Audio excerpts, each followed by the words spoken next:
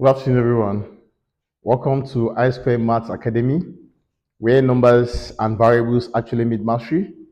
Today, we are going to be looking at integration of the form where the numerator is actually the derivative of the denominator, and where the coefficient of the function here is the derivative of the function. Now, let's look at some examples.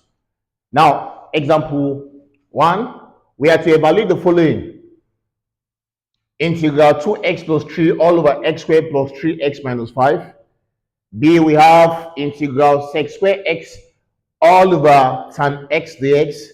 C, we have integral x minus 3 all over x squared minus 6x plus 2 dx. D, integral tan x sec square x dx. A, integral sine hx cos hx dx. F, 1 all over x ln x dx.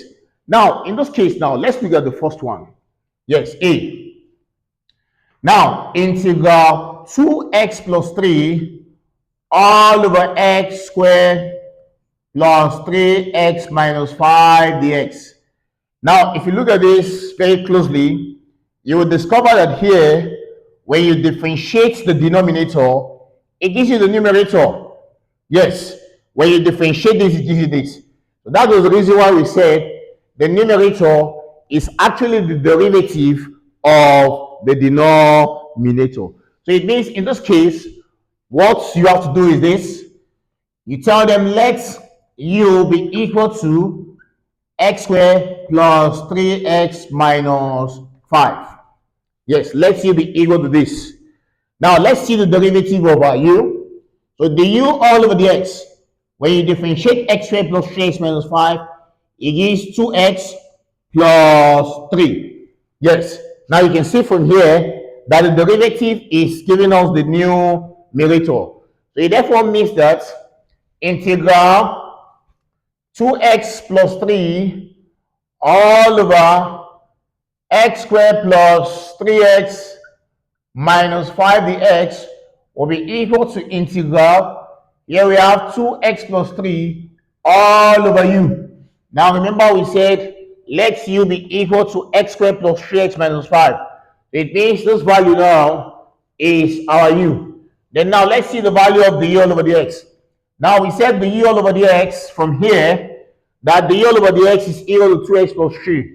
So here we have the x.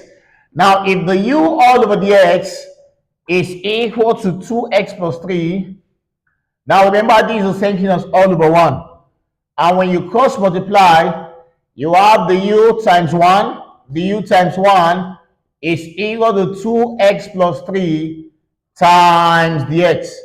So it means here we have the u will be equal to 2x plus 3 dx. Now let's get the value of the x. If the u is equal to this, so let's divide both sides. Let's divide there by the coefficients, of the x. And the coefficient of the x is 2x plus 3. So here we have the u all over 2x plus 3 is equal to 2x plus 3, the x all over 2x plus 3. Yes, all over 2x plus 3. Now this 2x plus 3 will go with this 2x plus 3. It means the x now will be equal to the u all over 2x plus 3. Yes. Now coming back to this. Yes. Integral 2x plus 3 all over x squared plus 3x minus 5 dx will be equal to integral 2x plus 3 all over u. Yes, because we said let u be equal to the whole of this function. So here we have times dx. And the value of our dx is d all over 2x plus 3. So here we have the u all over 2x plus 3. It therefore means that this will go with this. Okay? So now we'll be left with integral 1 all over u du. Now we all know that when you integrate 1 all over u du, it gives ln u plus constant. Okay, but recall, our u is equal to x squared plus 3x minus 5. So it therefore means that integral 1 all over u du will be equal to ln, in bracket, now the value of u is x squared plus 3x minus 5, then here we have plus c. So it therefore means that integral 2x plus 3 divided by x squared plus 3x minus 5, yes, the x will be equal to ln x squared plus 3x minus 5 plus c. Yes, so that's the integral. So that's our question A. Yes, that's question A. Now let's look at question B. Yes, let's look at question B. Now question B, we have integral sec square x all over tan x dx. Now if you look at this very well, you will discover that here the denominator is tan x, and when you differentiate tan x, it gives sec square x. Now in this case, you tell them let u be equal to tan x. Yes, let u be equal to tan x. Now if u is equal to tan x, it means the u all over the x now will be equal to sec square x. Yes, sec square x. And remember the sec square x in the section of sec square x all over 1. Yes. So when you cross multiply, you have the u times 1. That will give us the u equal to sec square x times the x. That will give sec square x. And here we have the x. It means the value of the x will be equal to the u all over sec square x. Yes, the u all over sec square x. That's the value of the x. Now, coming back to the question. Yes, coming back to the question, we have integral sec square x all over tan x dx will be equal to integral. We have sec square x all over. Now remember we said let u be equal to tan x. It means this tan x now is u. Then now the value of the x is the u all over sec square x. So we have the u all over sec square x. Now this sec square x will go with this sec square x. So it means integral sec square x all over tan x will be equal, the x will be equal to integral 1 all over u, then we have the u. Now when you integrate 1 all over u, now let's bring it here. Integral sec square x all over tan x dx. Now this is integral 1 all over u du. Now when you integrate 1 over u, it gives ln u plus c. So it therefore means that integral sec square x all over tan x dx will be equal to ln. Now the value of our u is tan x. And here we have plus constant. Now that's question B. Yes, that's question B. Now let's look at question C. Now for question C, we have integral x minus 3 all over x squared minus 6x plus 2. 6x plus 2, then here we have the x. Okay, now let's look at this very closely. Now let u be equal to x squared minus 6x plus 2. Now if u is equal to this, it means the u all over the x. When you differentiate this will give 2x. Yes, when you differentiate x squared, it gives 2x. Then here we have minus 6. Yes, so in this case, the u will be equal to 2x minus 6. Then here we have the x. Yes, cross multiplying. The u will be equal to 2x minus 6 dx. So now let's see the value of the x. The x will be equal to, we have the u all over 2x minus 6. So that's the value of the x. Now, coming back to the question here, we have integral x minus 3 all over x squared minus 6x plus 2 dx. It means this will be integral x minus 3 all over u, then times the value of the x. And here are the x is the u all over 2x minus 6. And here we have the u all over 2x minus 6. Now looking at this, is the same as saying integral x minus 3 all over u. Yes, then here we have the u all over. Here 2 is common. Yes, 2 can go into 2x 2 times, and 2 can go into 6 3 times. So when you factor out 2, we'll be left with x minus 3. Yes, so now this is the same as saying this 2 here, you know we have hidden 1 here. So it means we can take the 1 over 2 outside. 1 all over 2 outside, integral x minus 3 all over u. Then here we have the u all over x minus 3. Yes, because those 2 now is outside. So this will be equal to x minus 3 will cancel x minus 3. So we have 1 all over 2 integral 1 all over u du. So that will give us here, when you integrate 1 over u, it gives ln u. That will give us 1 all over 2 ln u. Then we have plus c. So it therefore means that integral x minus 3 all over x squared minus 6x plus 2 dx will be equal to, here we have 1 all over 2 ln. Now remember the value of u. We actually took the value of u to be equal to x squared minus 6x plus 2. So here we have x squared minus 6x plus 2. Then we have plus constant. Okay, so that's question C. Now let's look at question D. Yes, let's look at question D.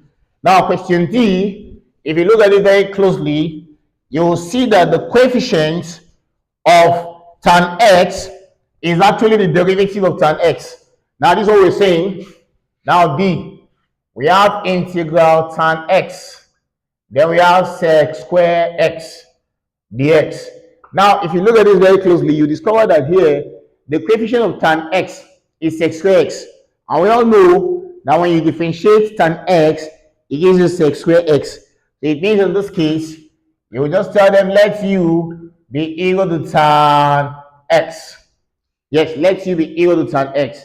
Now, if u is equal to tan x, it means the u all over the x. When you differentiate tan x, it gives sec square x. Yes, it gives sec square x. Now, making the u the subject here, we have the u will be equal to sec square x. Then here we have the x. Yes, so to get the value of the x now, the x will be equal to the u all over sec square x. Okay? Yes, the x is the u all over sec square x.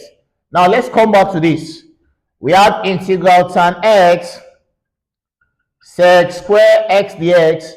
This will be equal to integral. Now remember we said let u be equal to tan x. So it means this tan x now is u. Okay. Then here we have sec square x. Yes. Look at the sec square x. Then the value of our dx. Look at the value of the x now. The value of our dx is the u all over sec square x. Yes, that's the value of our dx. The u all over sec square x. It means that the x now is the u all over sec square x. So now, this sec square x will go with this sec square x. It means here we'll be left with integral u du. And we all know that when you integrate u, it gives you u square all over 2 plus constant. Yes, u square all over 2 plus constant. Now, remember we actually represent the value of u using tan x. Okay? Yes, we said let u be equal to tan x.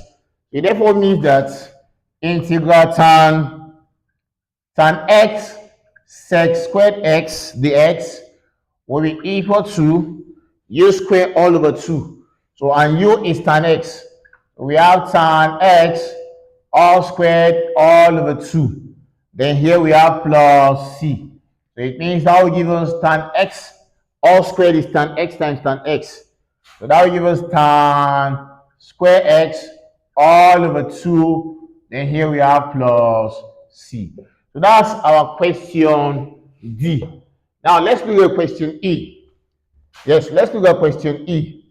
Now question E, we have integral sine hx cos hx dx. Now the both of the two functions here are hyperbolic functions. So it means we all know that when you differentiate sine hx, it gives you cos hx. And when you differentiate cos hx, it gives you sine hx. So you can pick any one. So in this case, let's let u be equal to sine hx. Okay? Let u be equal to sine hx. So if u is equal to sine hx, it means our du all over dx. Du all over dx.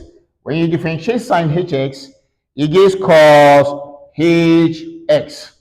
Yes, that's the value of du all over dx. Now our du now, when you cross multiply, du will be cos hx. Then here we have dx.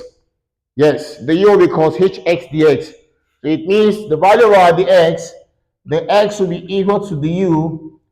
The u, please, this is u. The u all over cos hx. That's the value of our du dx. The x is the u all over cos hx.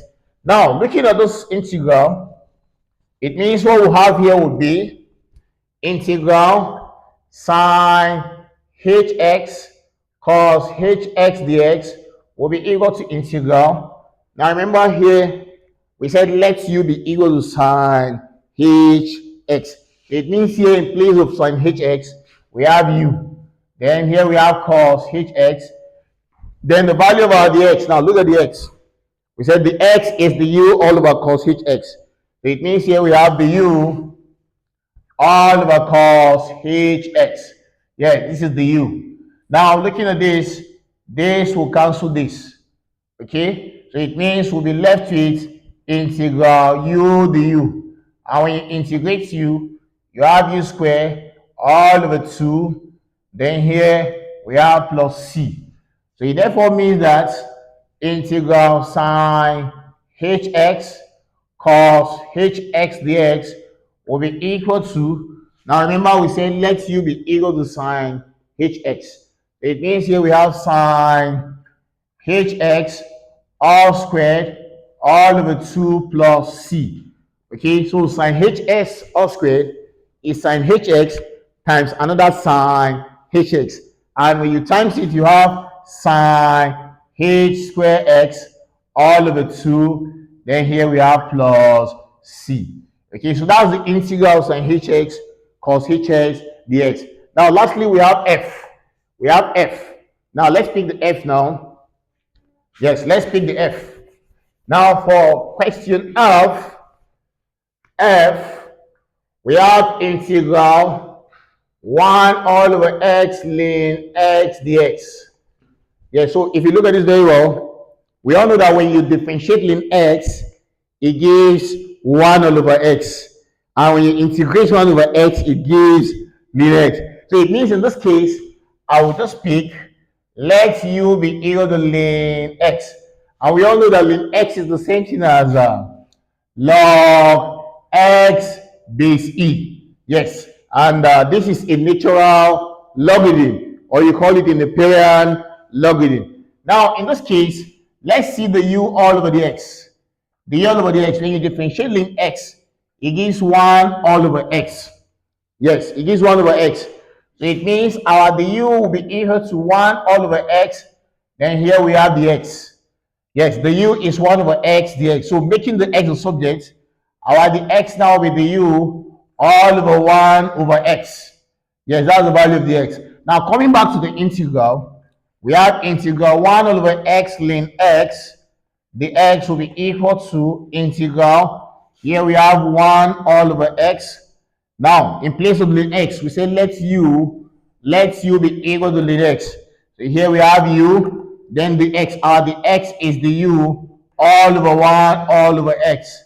Yes, let's look at this now. Okay, so this will go with this. So So it means we'll be left with integral u du. Now, integral u du, when you integrate u, it gives you u squared all over 2. So here, integral u du will be equal to u squared all over 2. Then here we have plus c.